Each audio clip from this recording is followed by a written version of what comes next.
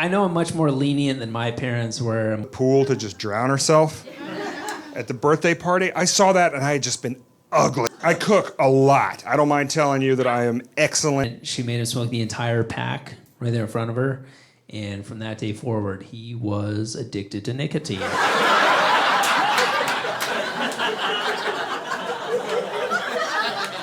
That's a punishment that keeps on giving right there, right? 50 years later, you find out you got emphysema. You're like, oh boy, looks like my mom was playing the long game. All right. I never got caught smoking. I did get caught stealing a candy bar once, and the shame of that happening when you're 30 years old. That's all the punishment you need, right? It was just a few years ago. I was hanging out in the East Village of Manhattan, and I was hammered, and I stumble into a bodega to buy a can of seltzer, and the guy charges me $1.25 for shit, right? And he can't have anything as $1, right? There we go.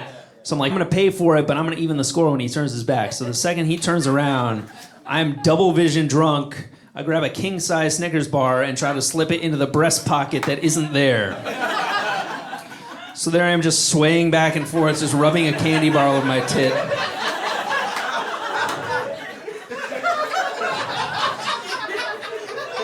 And finally, after like my 12th miss, he spins around and he just goes, seriously? Which, that's like the bodega guy equivalent of I'm not mad, I'm just disappointed, right? So I go, I'm not stealing, which he never accused me of stealing in the first place. As far as he could tell, I'm just some pervert who likes molesting his candy bars before he pays for them. So I go, I'm still shopping, and I slam it on top of the counter, and then I proceed to take every other Snickers bar and pile it on the counter to cover my tracks. So my attempt at a $1 theft cost me $11. Imagine if I tried to rob a bank, run out to the getaway car, the guy's like, where's the cash? I'm like, I panicked and made a deposit. I suck at this. I know I need to be a better communicator than my dad. My dad was terrible at all the talks, all the sex talks. Here's how my dad told me about wet dreams. All right, I was 12 years old, and he comes into my room, and he goes, one of these days you're gonna wake up stuck to the sheets. It's perfectly normal.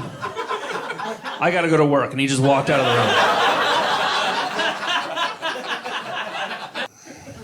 Jokes, and I got kind of through the premise part of the jokes, and then while I was on stage... And then finally, 2 months later, I was sleeping over at my little cousin's house, and sure enough, it happened. And I woke up to go pee, and the sheets just came with me. It was trailing behind me like a wedding gown. It's like, oh my God, I can't let anybody find out about this. So I snuck down into the laundry room. I was like, I gotta wash and dry this sheet before anybody wakes up. And then, so I ripped the sheet off of me, gave myself a full wax. Spider-Man sheet, just looked like Spider-Man had a full beard. So I pop it in the washer, and then I'm like, well, I might as well do all their laundry too to cover my tracks, right? So then my aunt just finds me in the laundry room at 6 a.m. folding her panties. She was like, what a good little housekeeper. You gonna wash the dishes next? I was like, oh my God, did I come on those too? What happened?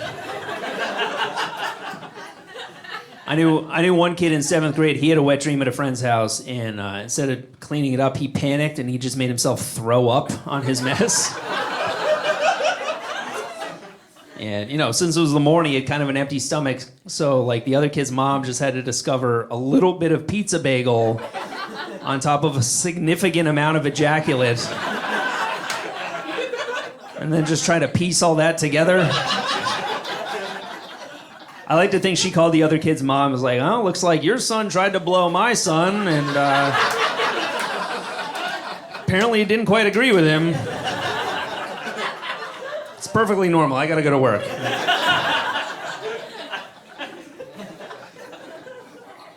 Well, what do they tell you? They tell you one of the perks of having kids is that it comes full circle, right? You take care of them, and then you get old, they take care of you.